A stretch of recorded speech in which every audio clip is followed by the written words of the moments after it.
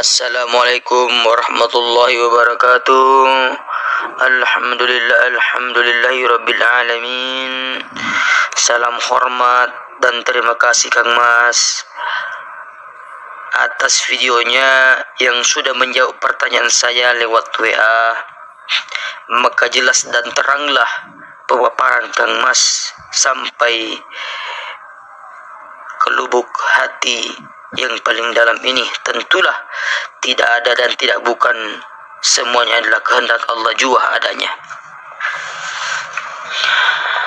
Kenapa saya bertanya begitu Kang Mas? Supaya memantik para pendengar dan para yang melihat video Kang Mas.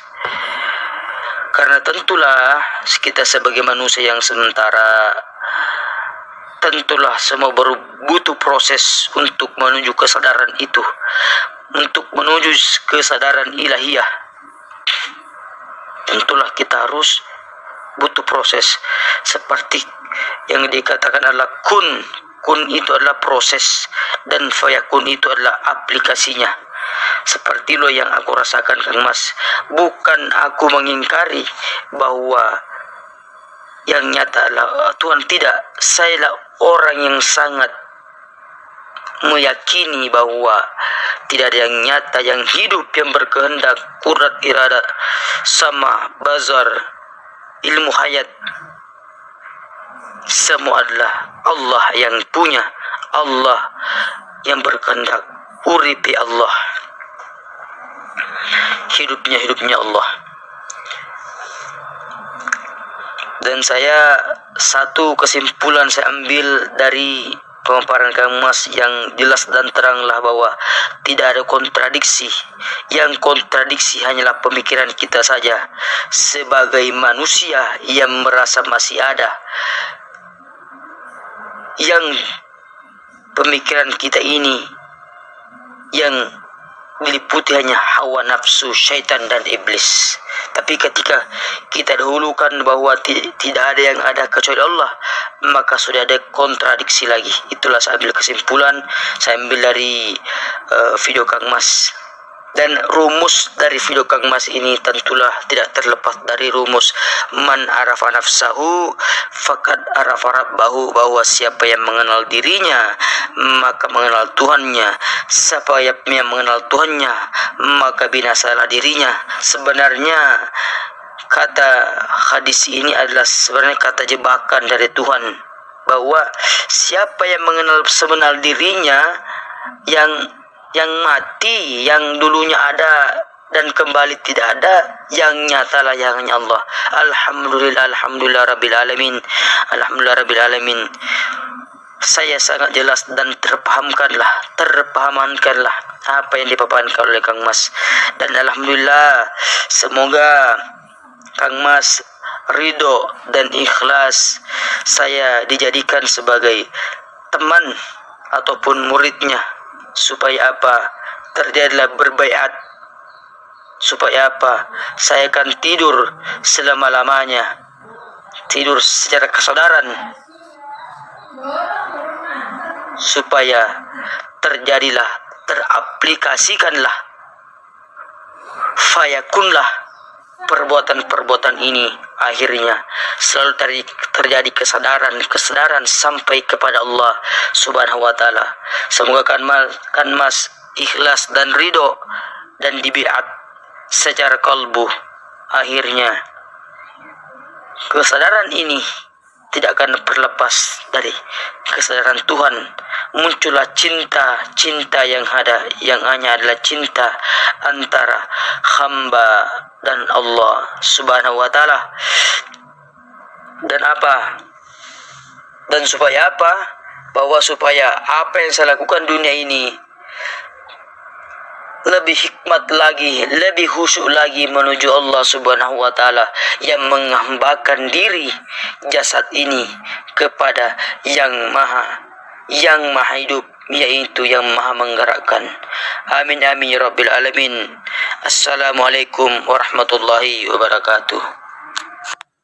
kekuasaannya kepada kamu dan menurunkan rezeki dari langit untukmu. Bila rezeki uang itu datangnya turunnya dari langit yang dohir ini, maka ya kebiuan uang kita, akhirnya mati. Ayo coba kita hayati, apa sih langit itu? Langit itu adalah bukan di luar, tapi langit itu di dalam diri inilah yang dimaksud langit. Iman kepada Allah di dalam, iman kepada kitab di dalam, iman kepada para malaikat di dalam, iman kepada Rasul di dalam, iman kepada hari kiamat di dalam, iman kepada qadar dan qadar di dalam, serba di dalam semua. Karena Allah babakan hati. Bisa dipahami? Nah, mari kita lanjutkan ayatnya.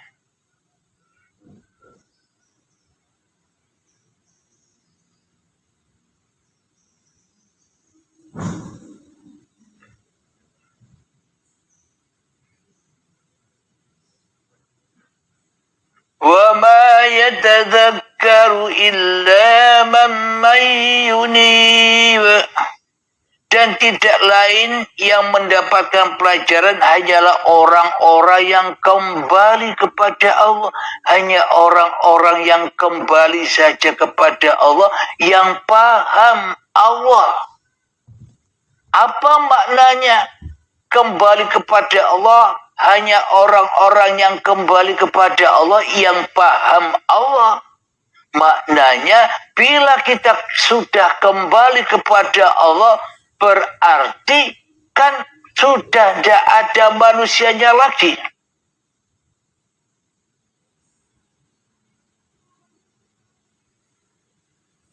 Bila manusianya belum kembali kepada Allah, maka manusianya takkan pernah paham.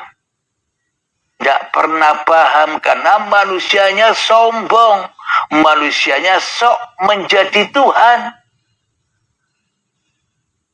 Tak mungkin manusianya rela. Tak mungkin manusianya ridho. Kembalikan semua hidup dan badan ini.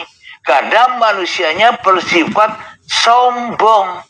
Bila tidak kembali kepada Allah, bila belum menemukan kematiannya.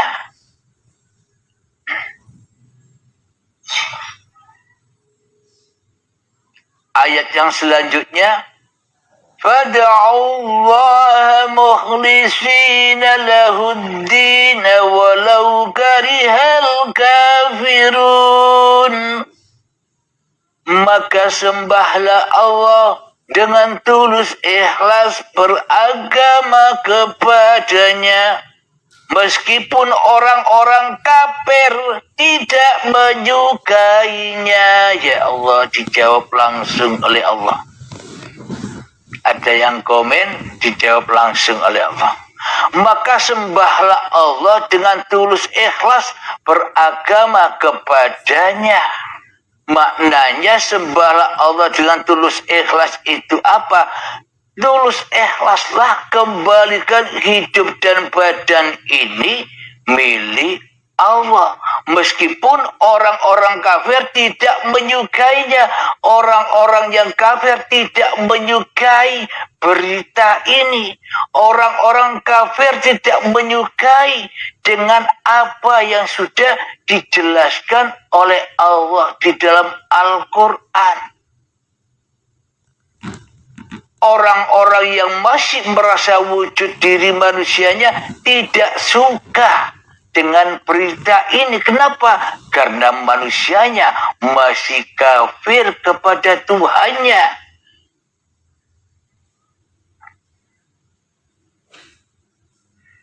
Ayat yang ke-15. Rafi'ud darajati dzul arsh yulqir ruha min amrihi ala man yasha'u min ibadihi liyudhira yawmad talaq. Dialah yang maha tinggi derajatnya, yang memiliki arsy, yang menurunkan wahyu dengan perintahnya kepada siapa yang dikehendaki di antara hamba-hambanya, agar memperingatkan manusia tentang hari pertemuan, yakni hari kiamat. Dialah yang maha tinggi derajatnya. Tinggi maknanya tinggi apa? Apa tinggi ke atas? Maknanya tinggi itu pun juga uripe Allah. Dialah yang maha tinggi derajatnya, yang memiliki arsy. Inilah yang dimaksud uripi Allah arsy, yang menurunkannya wahyu dengan perintahnya kepada siapa yang dikehendaki di antara hamba-hambanya. Orang-orang yang sudah bertemu dengan kiamatnya, dengan baiatul akbarnya, ia akan menerima wahyu-wahyu dari Allah. Agar memperingatkan manusia tentang hari pertemuan atau hari kiamat. Kita lanjutkan ayat yang ke-16.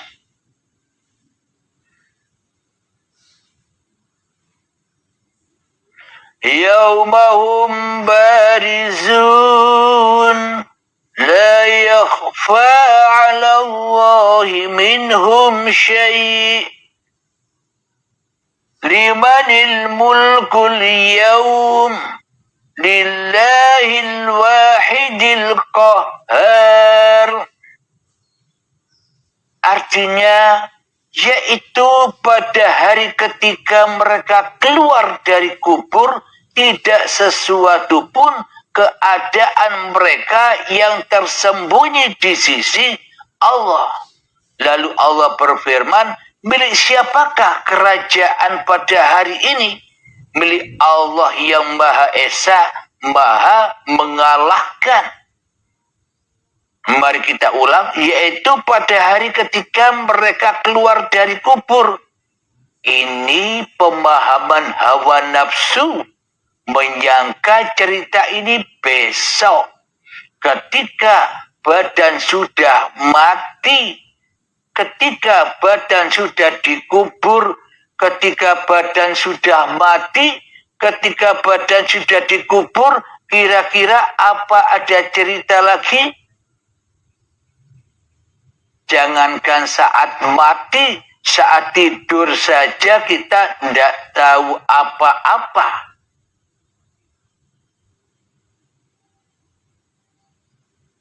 Inilah kejadian-kejadian kematian yang hari ini maknanya mati imannya manusia ketika manusianya lebih wujud daripada wujud Tuhannya di hatinya. Itulah yang dimaksud alam kuburan. Manusia dibelenggu, dikubur di dalam badan-badannya yang dari tanah ini. Yaitu pada hari ketika mereka keluar dari kuburnya, tidak sesuatu pun keadaan mereka yang tersembunyi dari sisi Allah. Siapa yang keluar dari kubur? Orang-orang yang taubat, orang-orang yang berbaiat, orang-orang yang sudah ketemu mati sebelum matinya. Itulah orang-orang yang keluar dari kuburannya sadar bahwa hidup ini Allah, sadar bahwa badan ini bukan milik manusianya. Itulah orang-orang yang sudah keluar dari kuburnya. Dan tidak sesuatu pun keadaan mereka yang tersembunyi dari Allah. Bagaimana mungkin mereka tersembunyi dari Allah ketika bangkit itu sudah bangkit lillahnya.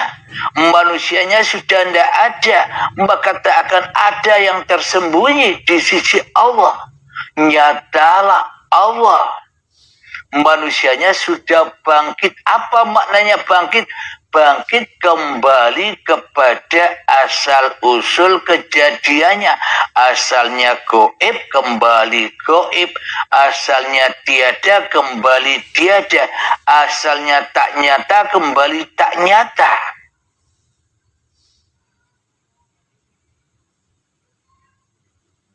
Lalu ketika manusianya kembali kepada alam ketiadaan dirinya ketika bangkit, lalu Allah berfirman, milik siapakah kerajaan pada hari ini?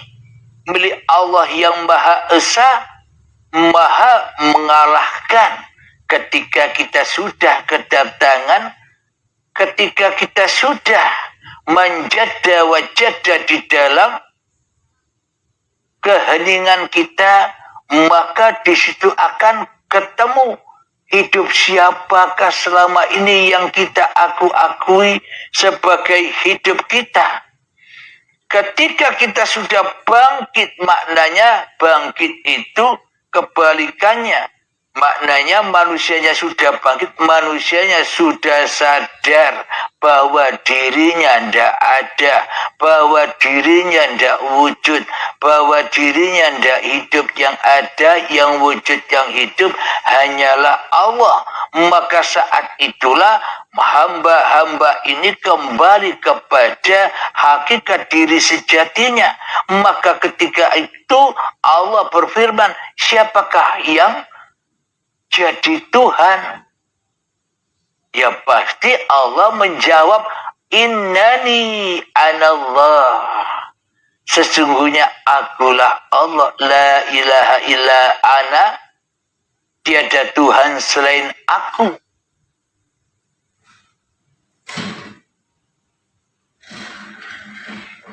Jadi makna yang tersirat, makna mutasabihat, arti yang kita saksikan di kuburan atau yang di luar itu semuanya hanyalah kiasan-kiasan yang dalam. Yang di luar, yang di syariat itu hanya kiasan, contoh. Akan tetapi untuk aplikasi semua itu yang ada di dalam, di langit. Bukan di bumi, di luar. Bumi itu di luar diri kita, langit itu di dalam diri kita. Kemudian ayat yang ke-17, Al-yawma tujza kullu nafsin bima kasabat la dhulmal yawm inna allaha syari'ul hisab. Pada hari ini setiap jiwa diberi balasan sesuai dengan apa yang telah dikerjakannya. Tidak ada yang dirugikan pada hari ini.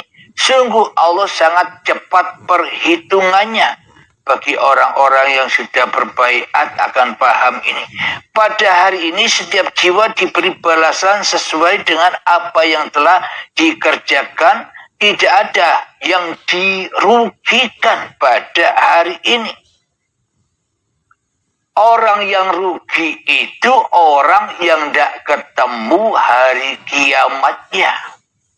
Orang yang rugi itu orang yang belum bangkit dari kuburannya. Ia akan disiksa terus. Ia akan diazab terus di dalam kuburan badannya. Karena belum ketemu hari kiamatnya. Nunggu-nunggu hari kiamatnya kapan datang. Sementara di dalam kuburnya disiksa dengan api-api azab yang pedih. Kapan hari kiamat tiba? Kapan hari kiamat tiba?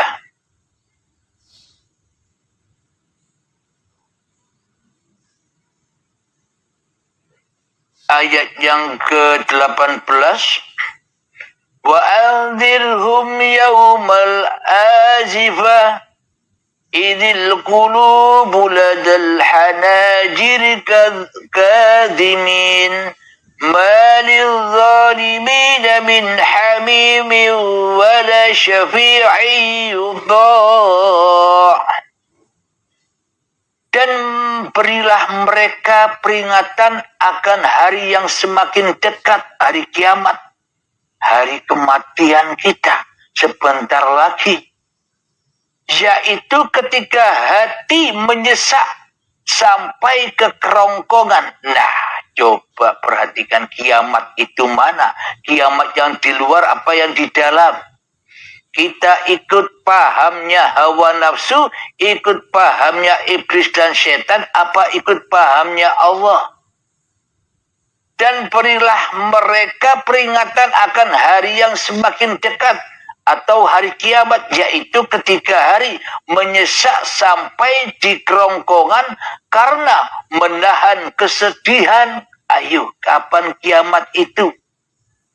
Tidak ada seorang pun teman setia bagi orang yang zalim dan tidak ada baginya seorang penolong yang diterima penolongnya.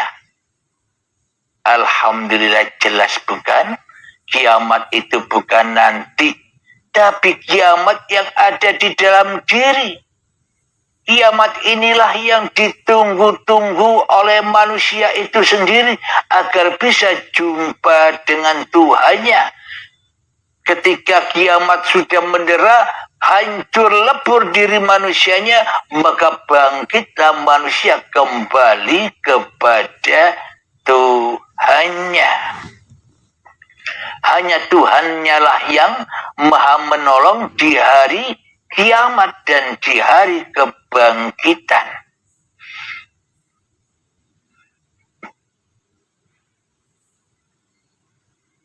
Ayat yang ke-20.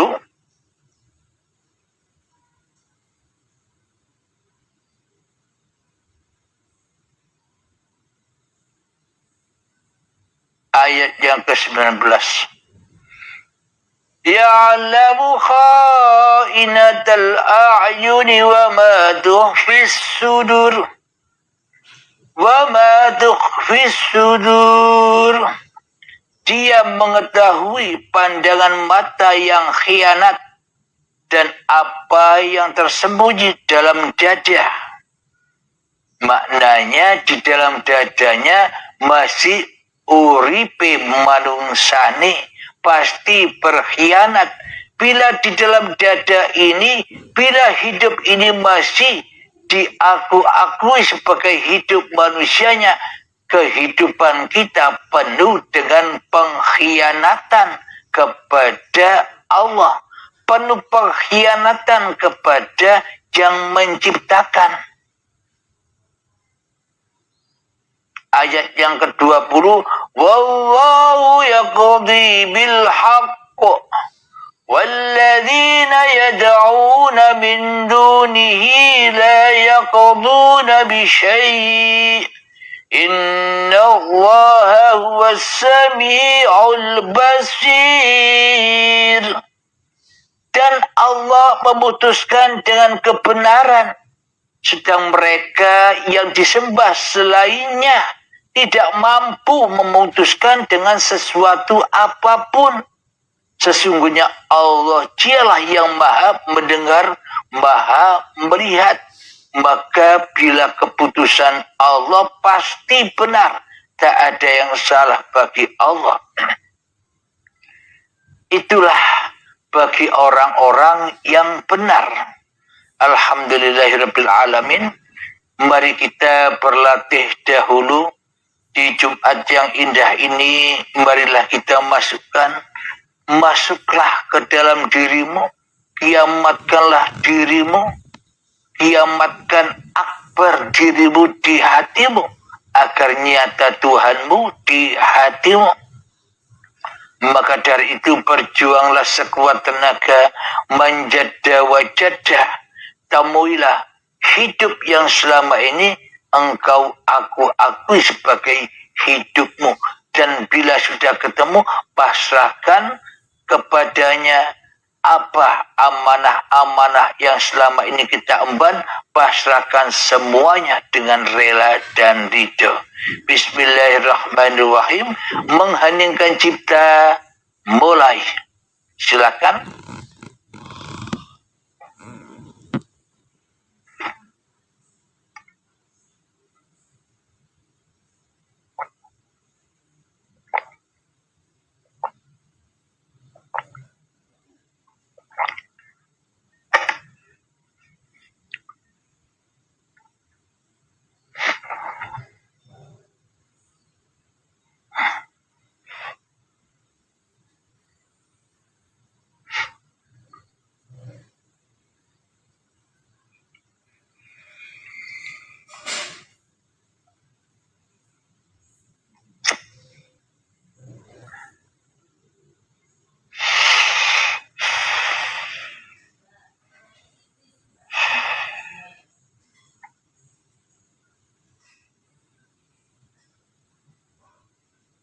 Kiamatkanlah dirimu di hari Jumat ini, yang katanya kiamat datangnya hari Jumat, ya ini datang sekarang ini. Aplikasikan, praktekkan, nyatakan kiamat itu datang agar kita selamat kembali kepada Allah.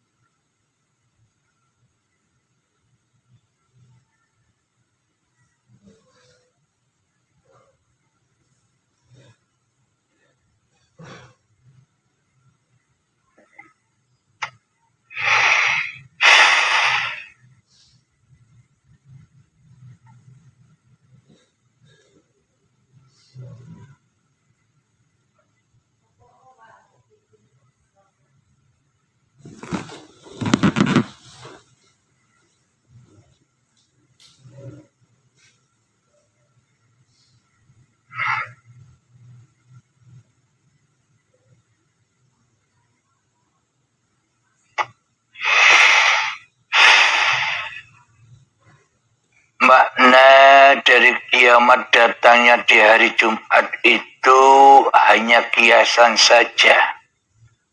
Ketika ketika sudah kumpul semua kesadaran kita, kumpul semua hidup, badan, amal, ilmu, seluruh amal yang kita kerjakan sudah kumpul, dihancur leburkan. Itulah yang dimaksud hari kiamat datangnya di hari Jumat. Jadi yang di luar itu, cerita-cerita yang di luar itu hanya dongeng belaka, hanyalah kiasan, sanepan, lambang yang dalam. Kalau kita tidak mau masuk ke dalam, tidak akan menemukan kenyataan cerita-cerita kiasan yang ada di luar diri kita. Karena kita masih main-main saja di bumi. Maknanya di luar diri itulah bumi, ke dalam diri itulah kita meluncur ke langitnya Allah.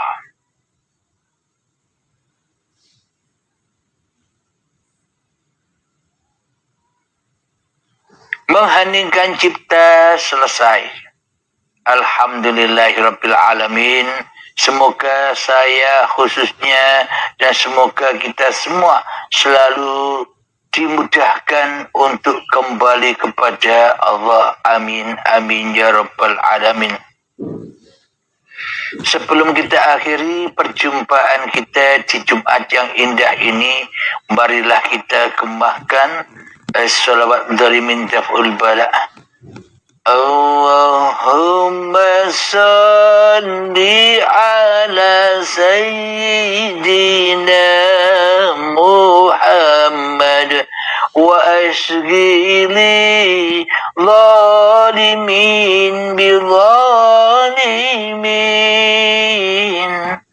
Allahumma salli ala Sayyidina Muhammad wa ashrini ghalimin bil ghalimin wa akhrijna min bainihim salimin wa ala alihi wa sahbihi ajma'in. Bismillahirrahmanirrahim. Rabbana atina fid dunya hasanah wa fil akhirati hasanah wa qina adzabannar. Wa sallallahu ala sayyidina Muhammad wa ala alihi wa sahbihi wa sallam. Walhamdulillahi rabbil alamin. Akhir kalam.